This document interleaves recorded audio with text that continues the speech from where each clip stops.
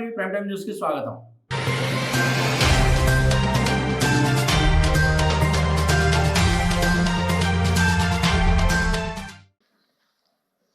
గౌరవ ಮಾಡ್ತಾರಾ అశోక్ బాబు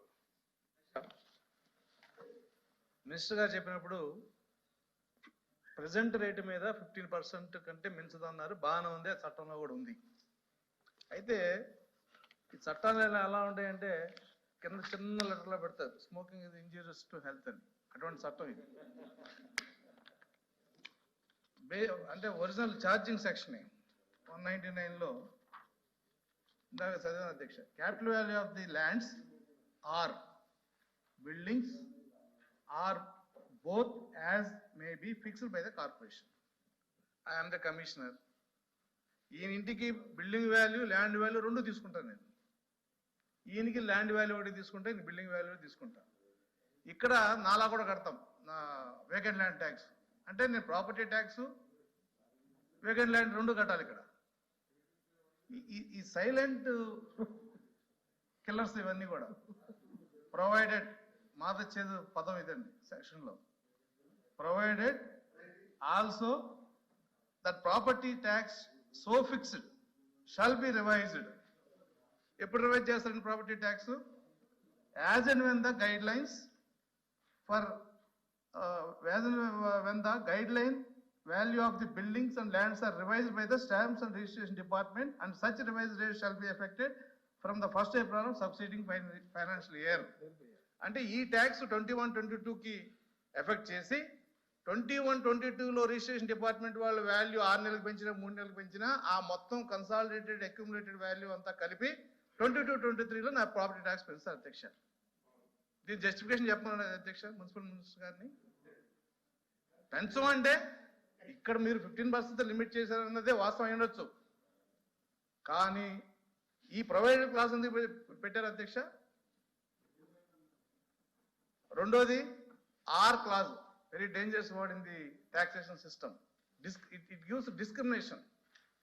అంటే ఆ బిల్డింగ్ ఇన్స్పెక్టర్ గారు ల్యాండ్ మీద వేయచ్చు, లేదా బిల్డింగ్ మీద వేయచ్చు, నాకు నచ్చకపోతే రెండింటి మీద వేయచ్చు. దీనివల్ల కరప్షన్ కూడా పెరుగుతుంది అధ్యక్ష. వాళ్ళ రెంటల్ వాల్యూ అది లేదు, 2/3 1/3. అయితే రెంట్ పెంచడం వాల్యూ తగ్గించడం అనేది ఒక్క డిస్కషన్ తప్ప ఒకే కాలనీలో పక్క పక్కన 2 types of or 3 categories of taxation అవకాశం ఈ చట్టంలో వస్తుంది. It creates chances of corruption. వీటి మీద క్లారిఫికేషన్ మరి మంత్రి గారి నుంచి నేను కోరుకుంటున్నాను అధ్యక్ష. అధ్యక్ష తర్వాత మా ఎల్ఓపి గారు తింటాను, మళ్ళీ కన్ఫ్యూజ్ అయిపోతాం, అందుకని చెప్పింది. ఎందుకు అశోక్ బాబు గారు, ఎందుకంటే ఉద్యోగం చేశారు కాబట్టి ఆయన బాగా దీంట్లో ఉంది, అందుకని అనుభవం ఉంది దానికి, అందుకని చేస్తారు. మీరు ముందే చెప్పారు అధ్యక్ష, ఈ చట్టం తేవడానికి ముఖ్య ఉద్దేశం అవినీతిని అరికట్టడానికి, యూనిఫామ్ పాలసీని రాష్ట్రం అంతా తీసుకురావడానికి. ఏదైతే ప్రాపర్టీ వాల్యూ మీద వేస్తామో, ఏదైతే సబ్ రిజిస్టర్ వాల్యూ ఏదైతే ఉంటుందో ఆ వాల్యూ మీద వచ్చి వేస్తాము. ఆ వాల్యూస్ ఎప్పుడెప్పుడైతే చేంజ్ అవుతుంటాయో అప్పుడప్పుడు ఆటోమేటిక్గా మారుతుంటుంది. ఎప్పుడు మారినా ఆ సంవత్సరంలో 15% మాత్రం మించి మాత్రం వేయకూడదు. నిర్దిష్టంగా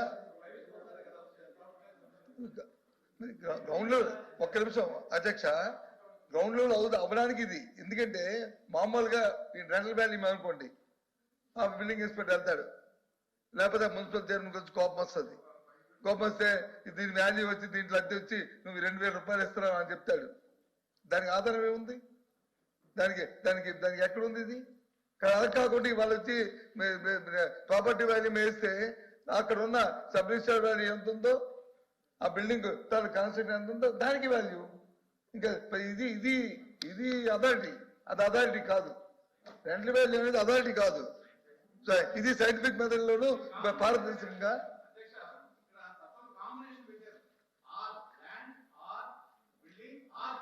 అది చెప్తారు.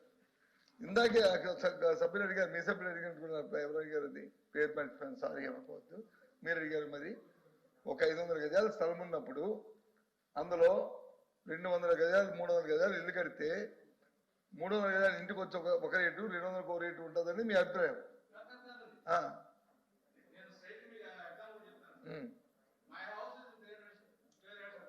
తెలుగు చెప్పండి క్లియర్గా. అశోక్ బాబు గారు,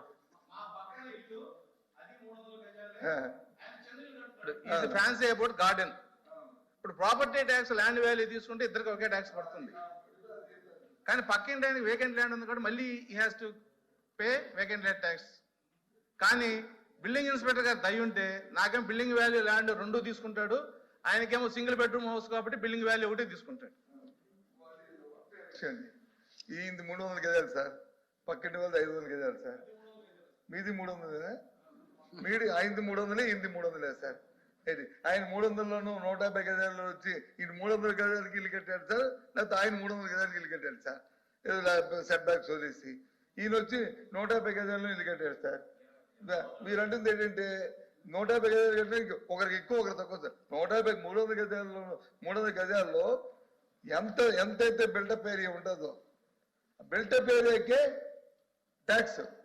ఇది యూనిఫామ్ ట్యాక్స్ ల్యాండ్ది, అందరిది ఒకటే. 300 గజాల్లో ఇల్లు కడితే నువ్వు అందులో 5,000 ఎస్ఎఫ్టీ కడితే 5,000 ఎస్ఎఫ్టీ ట్యాక్స్, 2,000 ఎస్ఎఫ్టీ కడితే 2,000 ఎస్ఎఫ్టీ ట్యాక్స్. ఇంకా అంతే, యూనిఫామ్ ల్యాండ్ వైజ్ యూనిఫామ్. మరి ముందు చట్టం అదే. మరి మాకు వచ్చిన ఇంగ్లీష్ అదే, మరి మాకు వచ్చిన ఇంగ్లీష్ అదే. మరి మీరు వచ్చే దానికి కాదండి, మరి ఏం చెప్తుంది? చెప్తున్నాం కదా చట్టపరంగా, హౌస్ లో చెప్తున్నాం కదా, చట్టంలో అదే చెప్తుంది. ఇదే చెప్తుంది. 300 గజాలు ఎంతైతే ఏరియా అంటున్నప్పటికీ ఆ ఏరియాకి ల్యాండ్ వాల్యూ అందరూ యూనిఫామ్. అది ఎందుకంటే అది సబ్ రిజిస్టర్ వాల్యూ. దాంట్లో బిల్డింగ్ ఎంత కడతారో ఆ బిల్డింగ్ ప్రాపర్టీ ఎంత వాల్యూ ఉంటే దానికి వేస్తాం ట్యాక్స్. ఆ బిల్డప్ ఏరియాకి ట్యాక్స్. అదే కదా ఇందాక చెప్పాను, మళ్ళీ చెప్తున్నాను. దయచేసి అదే అందుకు ఇంకా దాంట్లో అపార్థం కన్ఫ్యూజ్ వద్దు. అసలు నిజంగా వాస్తవం చెప్తున్నాను కాదు, వాస్తవం చెప్తాను. అదే మరి అందుకు ఇదే ఇంతే. ఎందుకంటే మీ ద్వారా ప్రధానికానికి కూడా తెలియజేస్తున్నాం. ఎంతైతే బిల్డప్ ఏరియా కట్టుకుంటారో ఆ తాలూకా నీ కాంపౌండ్ ఉన్నదానికి ఆ బిల్డప్ ఏరియాకే ట్యాక్స్ తప్ప దానికి ఉండదు. అదొకటి అయిపోయింది కదా సార్. ఇంకా 180 కోట్లు వచ్చి ట్యాక్స్ ఎక్కువైందని చెప్పాను రామకృష్ణ గారికి. మరి ఇందాక నుంచి కన్ఫ్యూజ్ ఉన్నారు. రామకృష్ణ గారు 186 కోట్లు పెరుగుతుంది. ఇది ఉన్నట్టు ఎగ్జిస్టింగ్ ట్యాక్స్ మీద రాబోయే ఇది 180 కోట్లు పెరుగుతుంది. ప్రభుత్వానికి వచ్చి ప్రభుత్వానికి 180 కోట్లు భారంగా ఎన్నో సంక్షేమ కార్యక్రమాలు చేస్తున్నాం. కొన్ని వేల కోట్ల రూపాయలు, 100 కోట్ల రూపాయలు ప్రజా సంక్షేమం కోసం ఇస్తున్నాం. రైతుల కోసం ఇస్తున్నాం, రైతు కూలీల కోసం ఇస్తున్నాం, మహిళల కోసం ఇస్తున్నాం, విద్యార్థుల కోసం ఇస్తున్నాం, ఆరోగ్యాన్ని కోసం ఇస్తున్నాం, దీనికోసం ఇస్తున్నాం. దాంట్లో ఈ 126 కోట్లని కాదు, ఒక యూనిఫామ్ పాలసీ తీసుకొచ్చి అవినీతి అరికట్టాలని, ఇందులో వచ్చి డిస్పారిటీ ఉండకూడదని, అందరికీ కూడా పారదర్శకత ఉండాలనే ఉద్దేశంతోనే తీసుకొచ్చాం. అంతేగాని ఇంకో ఉద్దేశం మాత్రం లేదు. 180 కోట్లు భారం అని చెప్పి అందుకే దాన్ని బలోపేతం చేయడం కదా. గతంలో ఉన్న విధానం ఏదైతే ఉండేదో, గతంలో ఏదైతే విధానం ఉండేదో సెంట్రల్ ఫైనాన్స్ సిస్టమ్ మీరు తమరు ఉన్నప్పుడే పెట్టినట్టుకున్నది. మీరు ఫైనాన్స్ మినిస్టర్ ఉన్నప్పుడే సిఎంఎఫ్ సిస్టమ్ ఏదైతే పెట్టారో దాని నుంచి ఇప్పుడు ఆ కబంధ హస్తాల నుంచి బయటకు తీయడం ప్రయత్నం చేస్తున్నాం. ఎందుకంటే లేకపోతే అందరూ ఆ స్థానిక సంస్థలు 1000 రూపాయలు వచ్చి ట్యాక్స్ చేయడం, 1000 రూపాయలు కూడా మళ్ళీ ఎక్కడి నుంచి ఫైనాన్స్ సెక్రటరీ గారి నుంచి, ఫైనాన్స్ మినిస్టర్ గారి దగ్గర నుంచి ఎప్పుడు తీసుకొని మళ్ళీ ఖర్చు పెట్టే పరిస్థితి ఉండకూడదని ఉద్దేశంతో ముఖ్యమంత్రి గారు ఈ విధానమైన నిర్ణయం తీసుకున్నారు. స్థానిక సంస్థలు వాళ్ళ తాలూకా వచ్చిన ఆదాయాన్ని ఆ సంస్థలు ఖర్చు పెట్టి అవి బలోపేతం చేసుకోవాలని ఉద్దేశంతోనే ఈ నిర్ణయం తీసుకున్నాం. దయచేసి అర్థం చేసుకోమని కోరుతున్నాం. మరి లేదు పార్టీ విధానం మాది, మేము వచ్చి మరి మేము దీనికి ఒప్పుకోమంటే మరి నేనేం చేయలేను. కానీ దయచేసి ఆలోచన చేయండి. రాష్ట్రంలో ఏదైనా విధానం పెట్టినప్పుడు ఆ విధానం వల్ల లాభ నష్టాలు చూసుకొని ఇది యూనిఫామ్ గా రాష్ట్రం అంతా కూడా ఒకే విధానం పెడుతున్నప్పుడు దాని నుంచి అవినీతిని ఎక్కడ దరిచేయకుండా ఓ సిస్టమ్ డెవలప్ చేద్దామని ఇది చేస్తున్నప్పుడు ఇక్కడ మన రాష్ట్రమే కాకుండా దేశంలో ఉన్న మన మహారాష్ట్ర కానీ, లేకపోతే కర్ణాటక కానీ, మధ్యప్రదేశ్ కానీ, పక్కన తమిళనాడు కానీ రాష్ట్రాల్లో ఇలాంటి విధానం ఉన్నప్పుడు దీన్ని మూడు కమిటీలు వేసి అధ్యయనం చేసుకొని ఈ నిర్ణయాన్ని తీసుకొచ్చి రాష్ట్రంలో కొన్ని మంచిదని తెలిసి ఇది చేస్తున్నప్పుడు రాబోయే ఆర్థిక కేంద్రం నుంచి వస్తున్న నిధులు కూడా మనం సద్వినియోగం చేసుకుని రాష్ట్ర అభివృద్ధికి యూటిలైజ్ చేసుకోవాలనే ఆలోచనతోని ఈ కార్యక్రమం చేస్తున్నాం. కాబట్టి ఒక పెద్ద మనసుతో ఆలోచన చేయండి. దయచేసి దీన్ని మీరు అంగీకరిస్తారని భావిస్తూ దీన్ని ఏకీకరణ చేయమని మిమ్మల్ని అందరినీ కోరుతున్నాను. The members have requested for division.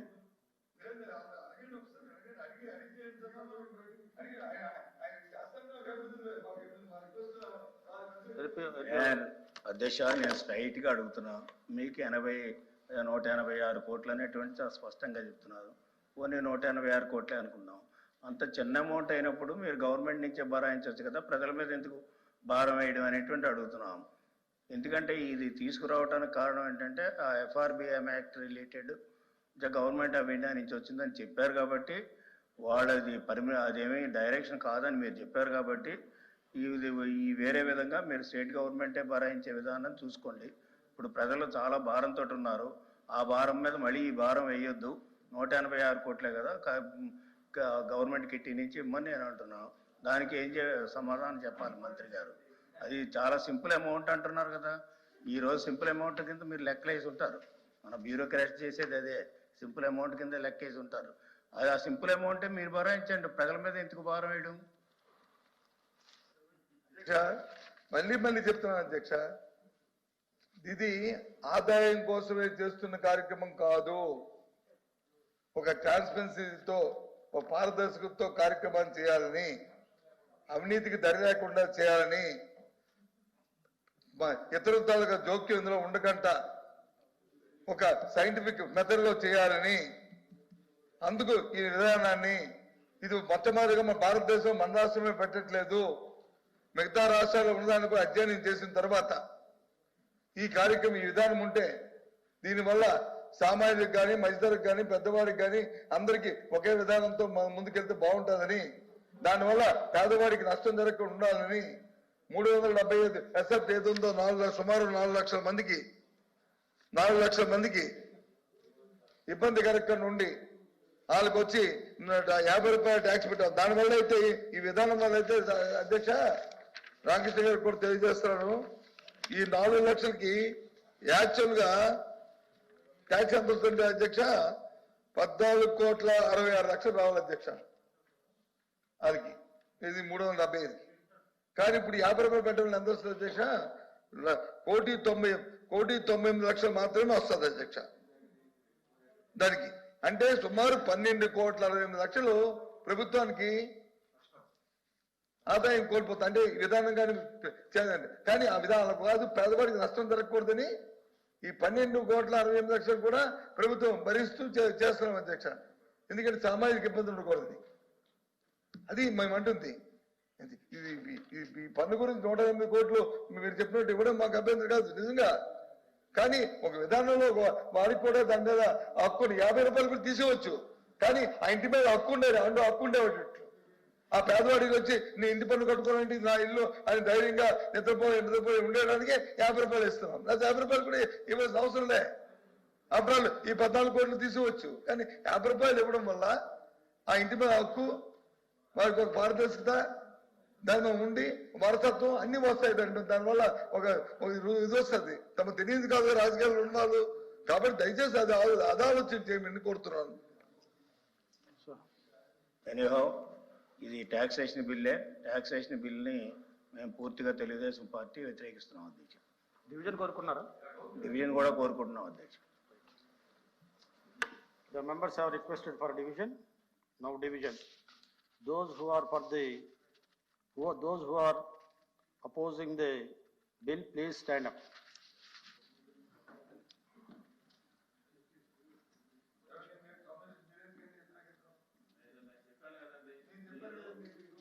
So,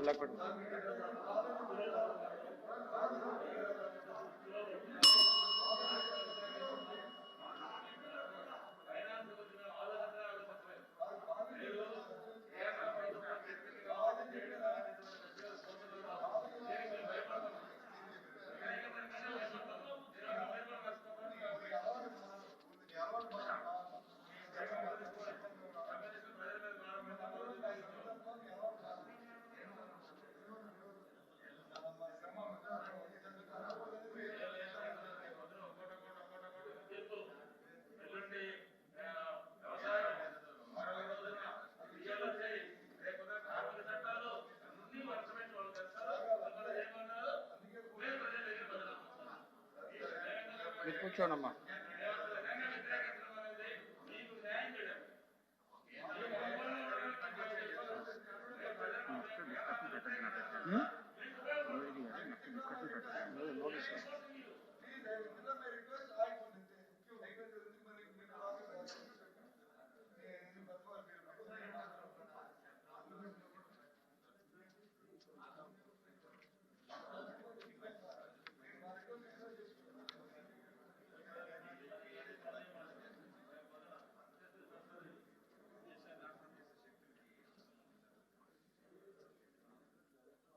అయిందా?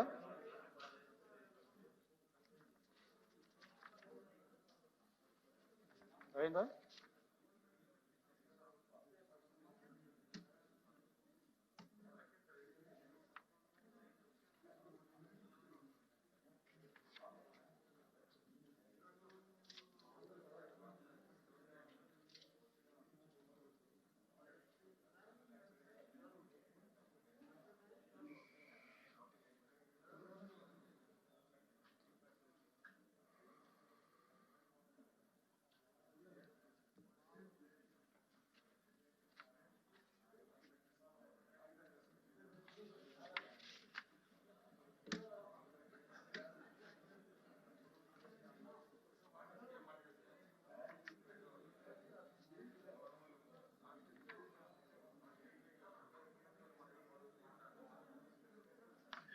అయిందా?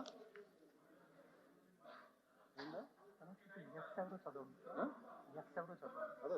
Please sit down. Please sit down. Those who are supporting the bill, please stand up.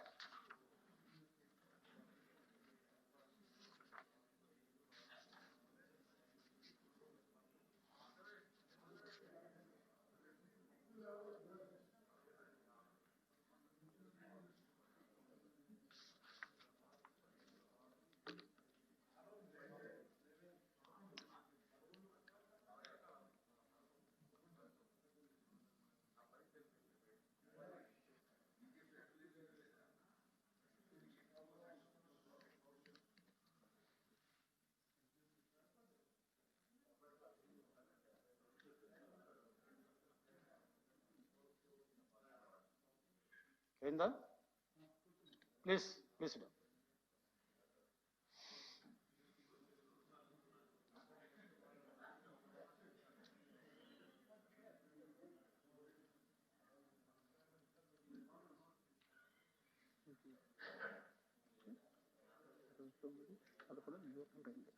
Neutral ఎవరైనా ఉన్నారా? న్యూట్రల్ ఒకటి. ఇంకా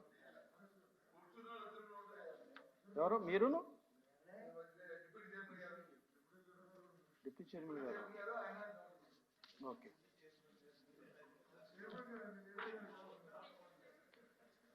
result opposing the bill 29, for the bill 11, neutrals 2. As per the rule 153, the bill is deemed to be has been rejected.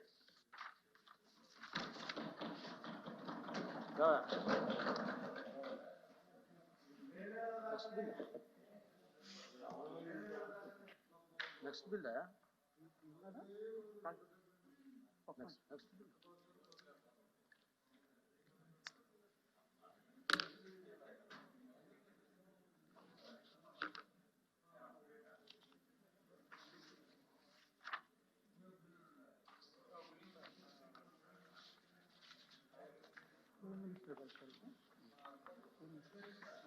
I request the Minister for Home to move the motion for taking into consideration of the Andhra Pradesh Gaming Amendment Bill 2020.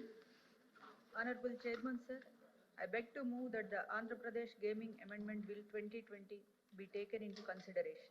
Motion moved. Ashok Babu garu. అధ్యక్ష,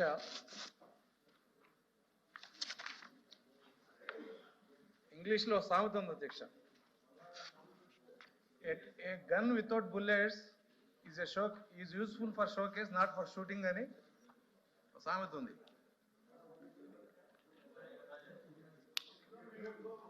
Please continue. A gun without bullets is like a showcase in the showpiece, is a showpiece in the showcase, not useful for shooting. Please, address the chair. Address the chair. Please, bonnet ఉన్న దాంట్లో bullets ఉండాలి అన్న. please. కాబట్టి ఇలాగే అనుకున్నాం. చట్టాలు- No cross talking.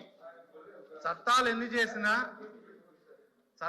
చేసినా అమలు చేయని చట్టాలు ఏంటిది? ఆ బుల్లెట్స్ లేని గన్ లాంటిది అధ్యక్ష. అయితే ఒక చట్టం తీసుకొచ్చినందుకు అంటే సమాజంలో ఉన్న రుగ్మతలు కానీ సమాజంలో ఉన్న నేర ప్రవృత్తి కానీ ఎక్కడైతే పొలిటికల్ క్లౌట్ ఉండి ఇవన్నీ ఇల్లీగల్గా ఆర్గనైజ్ చేస్తున్నారో వాటిని నిర్మూలించడానికి ప్రభుత్వం చేసే ప్రయత్నం అయితే మంచిదని నేను అభిప్రాయపడుతున్నాను అధ్యక్ష. అయితే ఇక్కడ విచారించదగ్గ విషయం ఏంటంటే ప్రభుత్వంలో ఉన్న నేతలే ఇవాళ ఈ చట్టంలో ఏదైతే బ్యాన్ చేసి ఇవన్నీ నేరం అన్నారో ఆ నేరాన్ని పదే పదే ప్రభుత్వంలో ఉన్న నేతలు ప్రభుత్వ అనుదానం చూసిన వాళ్ళు చేయటం అనేది ఆంధ్రప్రదేశ్లో విచారించదగ్గ విషయం. అయితే ఇవాళ గేమింగ్ యాక్ట్లో ప్రధానంగా బెట్టింగు, ముట్కా, అలాగే కార్డ్స్, అలాగే మరి కోడి పందాలు అనేవి అది వేరే చట్టంలో ఉంది. దాని మీద మరి ప్రభుత్వం ఇంతవరకు ఏం చెప్పలేదు. రేపు ఒక నెలలో 2 నెలలో సంక్రాంతి కూడా రాబోతుంది. కానీ ఈ చట్టంలో నిజంగా ఈ చట్టాన్ని కనుక ఈ ప్రభుత్వం తూచా తప్పకుండా అమలు చేయగలిగితే మేము ఖచ్చితంగా సంతోషిస్తాం అధ్యక్ష. కానీ దురదృష్టం ఏంటంటే ఈ మధ్య కర్నూలు జిల్లాలో ఒక మినిస్టర్ గారు సొంత తమ్ముడే పేకాట ఆడిస్తుంటే పోలీసులు పట్టుకున్న విషయం. అంటే ప్రభుత్వం చట్టం చేసే ప్రభుత్వం ఉన్న ప్రభుత్వ నేతల తాలూకా మనుషులు ఇటువంటి నేరాలను ప్రోత్సహిస్తుంటే చట్టం ఎంతవరకు అమలు అవుతుంది అనేది మాకు ఉన్న సందేహం అధ్యక్ష. అయితే ప్రభుత్వం చెప్పొచ్చు మేము చాలా నిఖార్సుగా చట్టాన్ని అమలు చేస్తాం, మాకు ఏ తరతమ్మ బేలం ఉందో ఎవరిని అరెస్ట్ చేస్తాం అనేది ఒక సోషల్ మీడియాలో పోస్టింగ్ పెట్టిన వాళ్ళ విషయంలో తప్ప ఇంకెక్కడ ఇది అమలు కావట్లేదు అధ్యక్ష. మా డౌట్ కూడా అదే. చట్టం యాజ్ ఇట్ ఈస్గా మంచిదే, గన్ను బుల్లెట్లు 2 మంచి అవసరమే, కానీ వాడే విధానం అనేది ఇది తేడా వస్తుంది అధ్యక్ష. కాబట్టి మేము ప్రభుత్వాన్ని కోరేది ఏంటంటే మీరు చట్టాన్ని చేయటం కంటే కూడా చట్టాన్ని నిష్పక్షపాతంగా అమలు చేయడంలో చూపిస్తే శ్రద్ధ ఆ చట్టం యొక్క ఉపయోగం ఉంటుంది తప్ప మేము చట్టాలు చేసాం ఇప్పుడు ఈ చట్టాల వలన లా అండ్ ఆర్డర్ పూర్తిగా మా కంట్రోల్ ఉందని చెప్పుకునే పరిస్థితి లేదు. పైగా దీన్ని దిశా చట్టంలా కూడా చేయొద్దని మేము అంటున్నాం అధ్యక్ష. దిశా చట్టం మీరు మంచి ఉద్దేశంతో చేసి ఉండొచ్చు, కానీ గవర్నమెంట్ ఆఫ్ ఇండియా దాన్ని అప్రూవ్ చేయలే. ఇక్కడ దిశా చట్టం కింద అరెస్ట్ చేయండి, దిశా చట్టం కింద యాక్షన్ తీసుకోండి అని చెప్పి అధికార ప్రతినిధులు కానీ ప్రతిపక్ష నాయకులు కానీ అందరూ కదా ఒక ఆశ అయిపోయింది దిశ అనేది. అంటే దాని కింద అరెస్ట్ చేస్తే శిక్ష పడతామని. కానీ ఆ శిక్షకు చట్టబద్ధత రాలేదు, ఆ చట్టానికి చాలా మంది తెలియట్లా. అలా ఈ చట్టాలకి చట్టబద్ధత కానీ దాన్ని అమలు చేసే విధానంలో నిష్పక్షపాతంగా లేకపోతే ఇటువంటి చట్టాలు ఎన్ని చేసినప్పుడు ఉపయోగం లేదనేది మా అభిప్రాయం అధ్యక్ష. అయితే ఈ మధ్య నేను చెప్పేది మరి ప్రభుత్వం ప్రతినిధులు కానీ వాళ్ళు కానీ ఆమోదించకపోవచ్చు, కానీ మీడియా రిపోర్ట్స్లో వచ్చిన రిపోర్ట్స్నే మేము ఉటకిస్తున్నాం అధ్యక్ష. ఉండవల్లిలో ఒక ప్రజాప్రతినిధి తాలూకు టేప్ బయటకు వచ్చింది, మనం కూడా ఆర్గనైజ్ చేస్తే బాగుంటుంది ప్యాకెట్ క్లబ్లని. కానీ ఈ రకమైన అభియోగాలతో ఉన్న ప్రభుత్వ నేతలకి ఈ చట్టం ఎంతవరకు అమలు చేయగలుగుతారనేది ప్రభుత్వం ఖచ్చితంగా సమాధానం చెప్పాలి. అయితే మేము మాట్లాడితే పై నేమ్ చెప్పాల్సి వస్తుంది కొన్ని విషయాలు. ప్లీజ్ చట్టంలో ఉన్న విషయాల గురించి మాట్లాడండి. చట్టంలో విషయం చట్టంలో ఏం లేదు అధ్యక్ష. చట్టంలో చట్టంలో ఉంటే మీరు ఇప్పుడు చెప్పండి. చట్టంలో ఏం లేవు, ఇది చేయకూడదు, ఇది చేస్తే నేరం, ఇంతే, అంత తప్ప ఏముండదు. కానీ అది చేయకూడదన్న వ్యక్తులు చేసినప్పుడు ఎవరు పట్టుకోవాలి? అధికారంలో ఉన్న వాళ్ళు, పోలీసులు. అధికారానికి నిబద్ధత ఉండాలి, ఖచ్చితంగా మనం ఇండిస్క్రిమినేట్గా వెళ్ళిన యాక్షన్ తీసుకోవాలనేది. అది ఉంటుందా లేదా అనేది మాకున్న సందేహం అధ్యక్ష. దాన్ని నివృత్తి చేయాలి, ఆ హామీ కూడా ఇవ్వాలని చెప్పి మీ ద్వారా నేను ప్రభుత్వాన్ని కోరుతున్నాను. లక్ష్మణరావు గారు brief. Very brief sir. Sir, Andhra Pradesh gaming చట్టం 2020 ఈ చట్టాన్ని పీడిఎఫ్ ఎమ్మెల్సీ తరఫున మేము బలపరుస్తున్నాం. మంచి చట్టం. ఎందువల్లంటే ఇంటర్నెట్ అందరిలోకి అందుబాటులోకి వచ్చి స్మార్ట్ ఫోన్లన్నీ కూడా ఇంటింటికి వచ్చిన తర్వాత ఇవాళ ఆన్లైన్లో కూడా పెద్ద ఎత్తున జోదం జరుగుతూ ఉంది. క్రికెట్ బెట్టింగులు జరుగుతూ ఉన్నాయి. ముఖ్యంగా విద్యార్థులు పెద్ద సంఖ్యలో ఈ ఆన్లైన్ జోదంలో నష్టపోతా ఉన్నారు. అందుకని హోంమంత్రి గారికి మా విజ్ఞప్తి ఏంటంటే కేవలం చట్టం చేయడమే కాకుండా ప్లీజ్. ఈ చట్టంలో ఉన్నటువంటి అంశాలు వాళ్ళు కనుక అందులో ఇన్వాల్వ్ అయితే పడేటటువంటి శిక్షలు ప్రచారం చేయాలి. ముఖ్యంగా విద్యా సంస్థల్లో, ఇంజనీరింగ్ కళాశాలల్లో, అట్లాగే డిగ్రీ కాలేజీల్లో కూడా ఈ చట్టానికి సంబంధించి ఇటువంటి వాటికి పాల్పడొద్దు. మనం ర్యాగింగ్ గురించి ఎలా అయితే ప్రచారం చేస్తున్నామో యాంటీ ర్యాగింగ్ గా ఈ చట్టం గురించి ఆ విధంగా ప్రచారం చేసి ముఖ్యంగా యూత్ అలాగే స్టూడెంట్స్ వీటిలో ఇన్వాల్వ్ కాకుండా చూడాల్సిన బాధ్యత ప్రభుత్వం మీద, మన మీద కూడా ఉంది. మరి హోంమంత్రి గారు ఆ ప్రచారానికి సంబంధించిన అంశాలు కూడా వారు పరిగణనలో తీసుకోవాలని కోరుతున్నారు. జగదీశ్వరరావు గారు.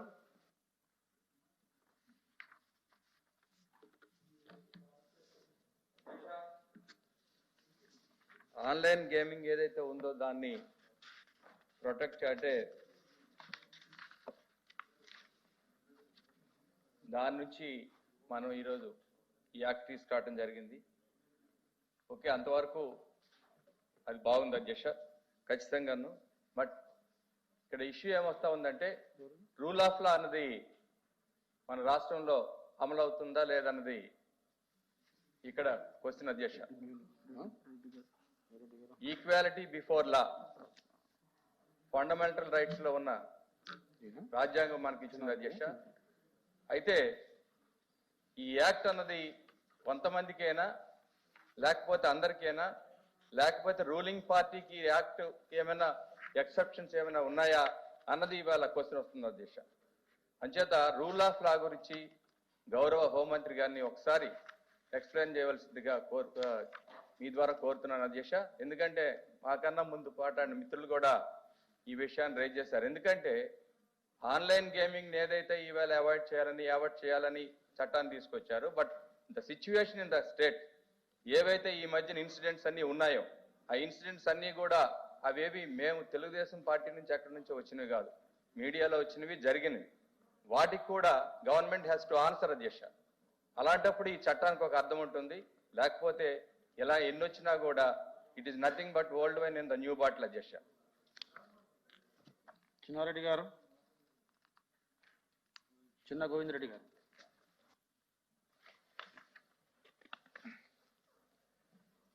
సార్, ఇదైతే అమెండ్మెంట్ ఇచ్చారు ఈ గేమింగ్ చట్టానికి. అంటే రాష్ట్ర ప్రభుత్వం అనేకమైనటువంటి చట్టం ప్రజల కోసం తీసుకొచ్చినటువంటి చట్టం. ఇంతకు ముందు కూడా ఒక దిశ చట్టం గురించి కూడా మనం గౌరవ సభ్యులు మాట్లాడారు. ఆ చట్టం వల్ల ఎంత పెను మార్పులు వచ్చినాయో ఆంధ్ర రాష్ట్రంలో మనం చూస్తున్నాం. ఇప్పుడు ఉమెన్ మీద ఎవరైనా కూడా కనీసం కన్నెత్తి చూడడానికి కూడా భయపడేటువంటి పరిస్థితి ఈ రాష్ట్ర ప్రభుత్వం చూస్తూ ఉంది. ఎక్కడ కూడా సార్ క్రైమ్స్ అన్ని కూడా పెద్ద ఎత్తున తగ్గిపోయింది. మన రాష్ట్రంలో జరగకపోయినప్పటికీ కూడా ఒక ముఖ్యమంత్రి గారు ఒక స్త్రీల పక్షపాతిగా ఆయన తీసుకొచ్చేటువంటి చట్టం, ఒక లిక్కర్ను కంట్రోల్ చేయడంలో కానీ అదేవిధంగా దిశా చట్టంలో తీసుకురావడంలో కానీ ఎలాంటి సత్ఫలితాలు తీసుకొస్తున్నాయో మనందరం చూస్తున్నాం. అదే ఉమెన్ ఎంపవర్మెంట్ ఏ విధంగా వారు చేస్తున్నారో, మరి అన్ని రకాలుగా వాళ్ళ యొక్క ఆర్థిక పరిస్థితులు పెంచడానికి ఏ విధంగా చేస్తున్నారో అందులో భాగంగానే ఈ గేమింగ్ చట్టం, అంటే ఈ గేమింగ్ లో కూడా ఈ జోదం అంటే ఆన్లైన్ ఇట్లాంటివన్నీ కూడా చాలా ఎందుకంటే ఈనాడు ఈ ఎలక్ట్రానిక్ యుగంలో అనేక కొత్త పద్ధతుల ద్వారా మరి ఆ గ్రామాల్లో ఉండేటువంటి అంటే ఆ ప్రజలను తోచుకోవడానికి కొత్త వ్యవస్థలు వస్తున్నాయి. దాని ప్రకారంగా ఈ చట్టం కూడా రావడం అనేటువంటిది చాలా సంతోషకరం. ఈ విధంగా సమాజంలో ఉండేటువంటిది ఈ లూప్ హోల్స్ ను మరి ఈ విధంగా ఆన్లైన్ గేమింగ్ సిస్టాన్ని తగ్గించడానికి తీసుకునేటువంటి ఈ చర్యల్లో భాగంగా సమాజంలో అన్ని మార్పులు కూడా రాబోతున్నాయి. కాబట్టి ఈ తీసుకొచ్చినటువంటి ఈ సవరణను మరి సంపూర్ణంగా మరి ఆహ్వానిస్తూ నేను సపోర్ట్ చేస్తున్నాను సార్. మొహమ్మద్ ఇక్బాల్ గారు.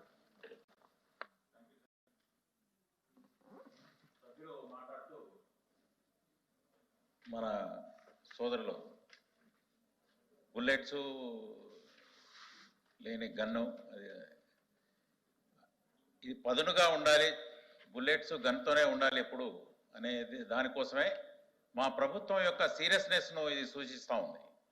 ఇది కాకుండా ఒక స్పెషల్ ఎన్ఫోర్స్మెంట్ వింగ్ను పోలీస్ విభాగం ఏర్పరిచింది. హోంమంత్రి గారు చెప్తారు దాని గురించి. అంటే తన మన లేకుండా వాళ్ళు కోట్ చేసిన ఇన్సిడెంట్లోనే పోలీసు వారికి ముఖ్యమంత్రి దగ్గర నుంచి హోంమంత్రి వరకు రూల్ ఆఫ్ లా అందరికీ ఒకేలాగా వర్తించాలి. ఈ స్పెషల్ ఎన్ఫోర్స్మెంట్ వింగ్ ఏర్పాటు చేసి ఇటువంటి గేమింగ్లు, అసలు పేకాట క్లబ్లు, తర్వాత ఈ ఐపీఎల్ బెట్టింగ్లు ఎవరు దాంట్లో ఇండల్జ్ అయినా కూడా ఆన్లైన్ బెట్టింగ్ల దగ్గర నుంచి ప్రతిదీ మా ప్రభుత్వం నిక్కచ్చిగా వ్యవహరిస్తూ ఉంది, తన మన లేకుండా వ్యవహరిస్తూ ఉంది. ఇది ఎట్టి పరిస్థితుల్లో వివక్ష అనేది ఇందులో లేదు. అసలు వివక్ష సిద్ధాంతము ప్రతి దాంట్లో లేదు, సంక్షేమంలో లేదు. ఈ చట్టాన్ని అమలు పరచడంలో కూడా పారదర్శకత, వివక్ష లేని సిద్ధాంతం జగన్మోహన్ రెడ్డి గారి సిద్ధాంతం, ఇందులో కూడా అదే చూపిస్తున్నాం. దానికోసమే అసలు ఈ స్పెషల్ ఎన్ఫోర్స్మెంట్ వింగ్ ఒకటి ఏర్పాటు చేశాం. అది వీళ్ళు కోట్ చేసిన దాంట్లో మనకు తెలుస్తుందని చెప్తూ ఇందులో ఖచ్చితంగా దీన్ని ఆహ్వానించదగ్గ చట్టం అని అశోక్ బాబు గారిని మిగతా వాళ్ళని కోరుకుంటూ మీరు ఇచ్చినందుకు నమస్కారం. నరసింహారెడ్డి గారు.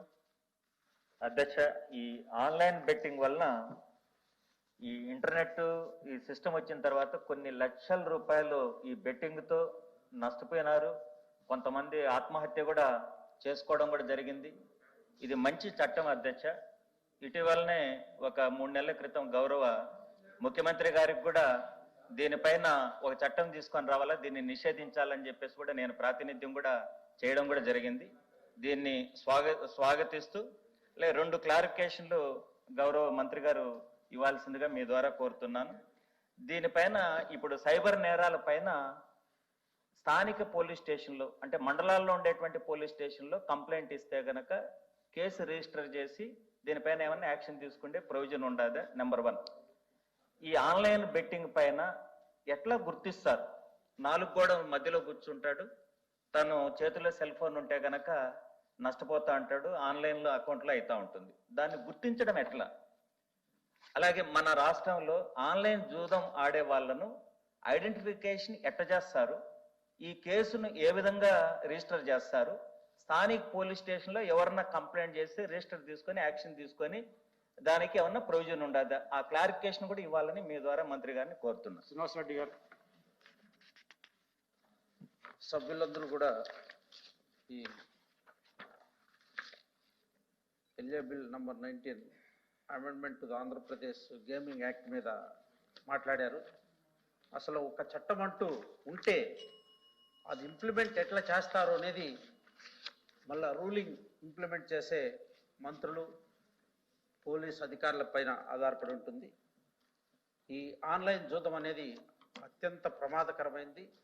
ఈరోజు ఒక పెద్ద వ్యసనంగా మారింది. యువకుల్లో నుంచి ఇంకా వెనక్కిపోతే కొన్ని ఆస్తిపాస్తులు పోగొట్టుకొని చాలా నష్టాలు జరుగుతున్న ఈ సందర్భంలో ఈ బిల్లును చాలా మంచి బిల్. ఒకటే మాటలో చెప్పాలంటే ఈ అమెండ్మెంట్ ఆఫ్ ఈ గేమింగ్ యాక్ట్ బిల్లు చాలా మంచి బిల్లు. దీన్ని సమర్థవంతంగా నిర్వర్తించండి.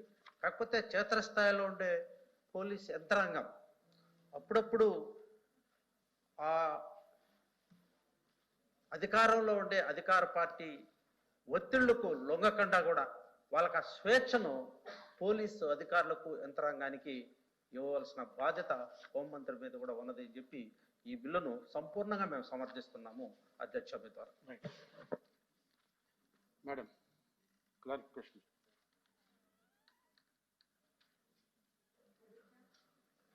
ఆంధ్రప్రదేశ్ గేమింగ్ చట్టం అన్నది 1974లో చేయబడింది అధ్యక్ష. అప్పుడు ఉన్నటువంటి జూద ప్రక్రియకు ఇప్పటి ఉన్నటువంటి పరిస్థితులకు దీంట్లో చాలా మార్పులు చోటు చేసుకున్నాయి అధ్యక్ష. అప్పట్లో అంటే క్లబ్బుల్లోనో లేదంటే టెంట్ హౌస్లోనో మనకు జూదం జరుగుతూ ఉండేది. ఇప్పుడు సైబర్ స్పేస్లో సైబర్ నెట్లు ఇవన్నీ రావడం, దాంట్లో ఆన్లైన్ జూదం కూడా జరుగుతూ ఉంది అధ్యక్ష. ఈ వ్యవస్థలో, మారిన వ్యవస్థలో మరి ముఖ్యంగా యువత, విద్యార్థులు ఈ యొక్క దీంట్లో పార్టిసిపేట్ చేయడం, వాళ్లకు డబ్బు కోసం కానివ్వండి దేనికోసం నేరస్తులుగా మారి తల్లిదండ్రులను కూడా బాధిస్తున్నటువంటి పరిస్థితులు ఈ మధ్యకాలంలో మనం చూస్తూ ఉన్నాం అధ్యక్ష. అంతేకాకుండా ఎవరైతే ఈ వ్యసనం బారిన పడుతున్నారో ఆ డబ్బు కోల్పోయి కానివ్వండి బెట్టింగ్లో ఓడిపోయినటువంటి పరిస్థితుల్లో వాళ్ళు మానసికంగా కూడా కృంగిపోయినటువంటి పరిస్థితుల్లో ఆత్మహత్యలకు కూడా దారితీస్తున్నటువంటి పరిస్థితులు చూస్తూ ఉన్నాం అధ్యక్ష. అంతేకాకుండా కొన్ని ఆన్లైన్ గేమ్స్ ఏదైతే నిత్యం ఆడుతూ ఉన్నటువంటి పరిస్థితుల్లో పేరెంట్స్ ఈ మధ్య చూసాం అధ్యక్ష, పబ్జి అనేటువంటి గేమ్ ఆడుతున్నాడని చెప్పేసి తల్లిదండ్రులు 9వ తరగతి పిల్లవాడిని మందలిస్తే మనస్తాపం చెంది ఆత్మహత్య చేసుకున్నాడు. అదేవిధంగా ఈ గుంటూరులో ఈ మధ్య క్రికెట్ బెట్టింగ్లో పార్టిసిపేట్ చేస్తున్నటువంటి ఇద్దరు ఆ బెట్టింగ్ నిర్వాహకులు డబ్బు కట్టాలని ఒత్తిడి తీసుకురావడం వల్ల ఇద్దరు పురుగు మందు దాగి చనిపోయినటువంటి పరిస్థితులు, ఇవన్నీ కూడా సమాజంలో చోటు చేసుకున్నటువంటి పరిస్థితుల్లో మనకు ఈ యొక్క చట్టాన్ని చేయాల్సినటువంటి ఆవశ్యకత ఏర్పడింది అధ్యక్ష. అంతేకాకుండా మనం చూస్తే లాక్డౌన్లో సమయంలో ఈ కరోనా వ్యాప్తి సమయంలో ఎక్కువ మంది విద్యార్థులు కానివ్వండి చాలా మంది ఇలా ఆన్లైన్ గేమ్స్ బారిన పడినటువంటి పరిస్థితి కూడా మనం చూడడం జరిగింది అధ్యక్ష. అంతేకాకుండా మనకు ఈ ఆన్లైన్ గేమ్స్ అంటే క్లబ్బుల్లో కానీ ఎక్కడనైతే ఒక టైంలో ఆడతారు, ఇవైతే 24/7 365 డేస్ అందుబాటులో ఉండేటువంటి పరిస్థితులు. మరి గౌరవ సభ్యులు చెప్పినట్లుగా ఎవరైనా దీంట్లో మోసపోతే కూడా మరి ఎక్కడ కంప్లైంట్ చేయాలో తెలియనటువంటి ఒక పరిస్థితులు కూడా ఉన్నాయి అధ్యక్ష. అంతేకాకుండా మరి ఈ ఆన్లైన్ జూదాన్ని కానీ ఇవన్నీ నియంత్రించడానికి కావలసినటువంటి జూదాల చట్ట నియంత్రణ పరిధిలోకి తీసుకురావాల్సినటువంటి ఆవశ్యకత కూడా ఏర్పడడం ప్రభుత్వం గుర్తించింది అధ్యక్ష. అంతేకాకుండా ఆంధ్రప్రదేశ్ నేర పరిశోధనకు వస్తున్నటువంటి అనేకమైనటువంటి కేసులను కూడా గమనించినటువంటి పిమ్మట ఈ 1974 గేమింగ్ యాక్ట్లో అమెండ్మెంట్స్ తీసుకురావాలి అనేటువంటి సంకల్పం కూడా కలిగింది అధ్యక్ష. అదేవిధంగా మనకు గతంలో కొన్ని శిక్షలు ఉండే అధ్యక్ష. అంటే ఒకసారి ప్రాథమికంగా ఈ నేరానికి పాల్పడినట్లయితే 1 నెల రోజుల పాటు శిక్షా కాలం నుండి గరిష్టంగా 6 నెలలు ఉండేది అధ్యక్ష. దాన్ని మనము మొదటి సంవత్సరం శిక్షాకాలం కనిష్టంగా 3 నెలల నుండి సంవత్సర కాలం పాటు శిక్షాకాలాన్ని పెంచుతూ మరి 3,000 నుండి 5,000 రూపాయల వరకు జరిమానా కూడా పెంచడం జరిగింది అధ్యక్ష. అంతేకాకుండా మళ్ళీ రెండోసారి కనుక నేరానికి పాల్పడినట్లయితే కనీస శిక్షా కాలం 6 నెలల నుండి 2 సంవత్సరాల పాటు శిక్షా కాలాన్ని పెంచడమే కాకుండా జరిమానాను కూడా 5,000 నుండి 10,000 రూపాయల దాకా పెంచడం జరిగింది అధ్యక్ష. అదే కాకుండా మూడోసారి కూడా తిరిగి అదే నేరానికి పాల్పడినట్లయితే 1 సంవత్సరం నుండి 2 సంవత్సరాలు తగ్గకుండా శిక్షించడమే కాకుండా 10,000 రూపాయలకు పైబడి మనం జరిమానా కూడా విధించడం జరుగుతూ ఉంది అధ్యక్ష. అంతేకాకుండా మరి ఏదైతే ప్రస్తుత కాలమాన పరిస్థితుల దృష్ట్యా ఈ చట్టాన్ని తీసుకురావాల్సిన ఆవశ్యకత ఏర్పడింది అధ్యక్ష. గౌరవ సభ్యులు మాట్లాడుతూ మరి గన్స్ ఉన్నాయి, బుల్లెట్స్ లేవు, గన్స్ వాడాల్సిన చోట వాడాలి అని మాట్లాడారు అధ్యక్ష. గన్స్ ఉండాలి, బుల్లెట్స్ ఉండాలి అధ్యక్ష. చేతిలో గన్ ఉందని ఇష్టం వచ్చినట్టు కాల్ చేయకూడదు అధ్యక్ష. అవసరాన్ని బట్టి దాన్ని వాడాల్సిన ఆవశ్యకత ఉందని కూడా నేను తెలియజేస్తా ఉన్నాను అధ్యక్ష. మరి చాలా మంది సభ్యులు చెప్పారు, అంటే గౌరవ అంటే పార్టీ మంత్రివర్యుల బంధువులు ఈ పేకాట క్లబ్ నిర్వహిస్తూ ఉన్నప్పుడు మరి వారి మీద ఏమీ యాక్షన్ తీసుకోలేదు అన్నట్టుగా చెప్తున్నారు. మరి ఈ ప్రభుత్వానికి చాలా చిత్తశుద్ధి ఉంది అధ్యక్ష. మా ముఖ్యమంత్రి గారు ఒకటే మాట చెప్తారు, ఏదైనా కానీ కులం చూడొద్దు, మతం చూడొద్దు, ప్రాంతం చూడొద్దు, పార్టీ చూడొద్దు, ఎవరైనా కానీ తప్పు చేస్తే వాళ్ళని శిక్షించమని. మరి నిజంగానే ఈ మంత్రి గారి యొక్క బంధువులు చేస్తున్నప్పుడు మా ప్రభుత్వానికి ఉపేక్షించే ఉద్దేశం ఉంటే అక్కడ ఈ రైడ్ జరిగేది కాదు, ఈ ఇష్యూ బయటకు వచ్చేది కాదు అధ్యక్ష. కానీ ఈరోజు ప్రభుత్వం చిత్తశుద్ధితో తనమన లేకుండా పనిచేస్తుంది కాబట్టే ఈ యొక్క విషయం బయటకు వచ్చిందని కూడా నేను సగర్వంగా తెలియజేస్తా ఉన్నాను అధ్యక్ష. అంతేకాకుండా మరి ఎవరైతే చట్టపరంగా నేరస్తులు ఎవరైనా కానీ శిక్షలు తప్పకుండా ఉంటాయి అధ్యక్ష. ఇంకొక ఎవరైతే ఇలాంటి జూదం గనక వాళ్ళ దృష్టిలోకి వస్తే దాన్ని తెలియజేయడానికి కానీ ఒక టోల్ ఫ్రీ నెంబర్ కూడా ఏర్పాటు చేయబోతున్నాం అధ్యక్ష. దానికి సంబంధించి ఎవరైనా ఏదైనా ఇలాంటివి మీ దృష్టికి వచ్చినప్పుడు ఆ టోల్ ఫ్రీ నెంబర్ ద్వారా మీరు కూడా తెలియజేయచ్చు అధ్యక్ష. ఖచ్చితంగా డిపార్ట్మెంట్ వారు ఎవరైనా కానీ ఇలాంటి జూద ప్రక్రియకు పూనుకుంటే వాళ్ళ మీద ఖచ్చితంగా చర్యలు తీసుకోవడం జరుగుతుంది అధ్యక్ష. అంతేకాకుండా ప్రతి పోలీస్ స్టేషన్ లో కూడా మనకు ఈ ఆన్లైన్ బెట్టింగ్స్ మీద కంప్లైంట్ ఇవ్వడానికి ఒక సిఐడి విభాగం కూడా పనిచేస్తూ ఉంది అధ్యక్ష. మనం అక్కడికి వెళ్ళి మనం కంప్లైంట్ కూడా ఇవ్వచ్చు. మనకు కేంద్ర ప్రభుత్వం తరపున కూడా ఒక సైబర్ పోర్టల్ కూడా ఉంది అధ్యక్ష. దానిలో కూడా మనం ఈ సైబర్ క్రైమ్ జరిగితే కూడా మనం కంప్లైంట్ చేయడానికి అవకాశం ఉంటుంది అధ్యక్ష. మనకు ఈ చట్టంలో ఇదివరకు మనకు ఎస్ఐ స్థాయి అధికారికి అక్కడ ఉన్నటువంటి అకౌంట్స్ సీజ్ చేసేటువంటి అధికారం ఉండేది కాదు అధ్యక్ష. ఇప్పుడు ఎస్ఐ స్థాయి అధికారికి కూడా అక్కడ ఉన్నటువంటి అకౌంట్స్ ఏవైతే ఉన్నాయో అవి సీజ్ చేసేటువంటి అధికారాలు కూడా ఇవ్వడం జరుగుతుందని తెలియజేస్తా ఉన్నాం అధ్యక్ష. మరి ముఖ్యంగా రాష్ట్రంలో మద్యం కానివ్వండి, మాదక ద్రవ్యాలు ఏదైతే వినియోగించి యువత దీని బారిన పడి వారి యొక్క కుటుంబ వ్యవస్థలు ఇబ్బంది పడుతూ ఉన్నటువంటి పరిస్థితులు ఉన్నాయో వాటినన్నిటినీ అరికట్టడానికి మనకు ఎస్సీబీకి కూడా ప్రత్యేక అధికారాలు కూడా ఇవ్వడం జరుగుతుందని తెలియజేస్తూ మరి ఈ యొక్క బిల్లుని ఆమోదించవలసిందిగా సభను కోరుకుంటా ఉన్నాను అధ్యక్ష. The question is that the Andhra Pradesh Gaming Amendment Bill 2020 be taken into consideration. Those for the motion, please say aye. Those who are against, please say no. Ayes have it, ayes have it. The motion is carried and the bill is considered. I shall now put the clauses to vote. There are no amendments to clause 2 to 10, clause 1 enacting formula and a long title, and they are before the House. The question is, those who are for the clause 2 to 10, clause 1 enacting formula and long title, please say aye. Those who are against, please say no. Ayes have it, ayes have it. Clause 2 to 10, clause 1 enacting formula and long title do stand part of the bill. I shall now request the Minister for Home to move the motion for passing the bill.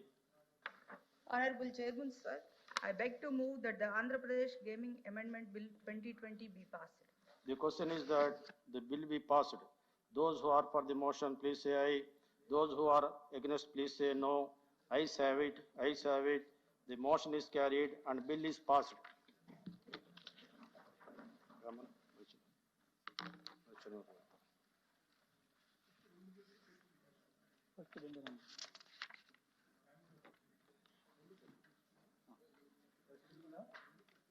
ఈ రెండు కలిసి తీసుకోండి.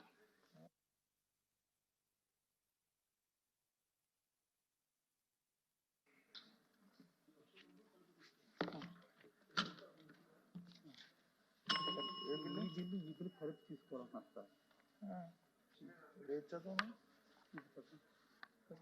ముందు రెండింటికి ముందు consult తీసుకుంటారు రెండును.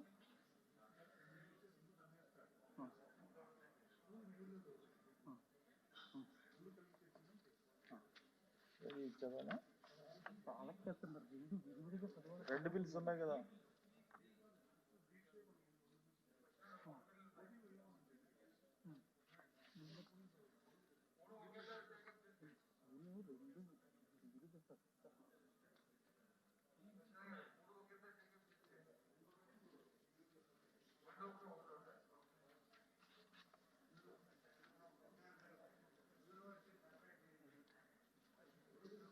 ఏది ఇప్పుడు ఈ బిల్లు ఆ బిల్లు రెండు బిల్లు 16, 17.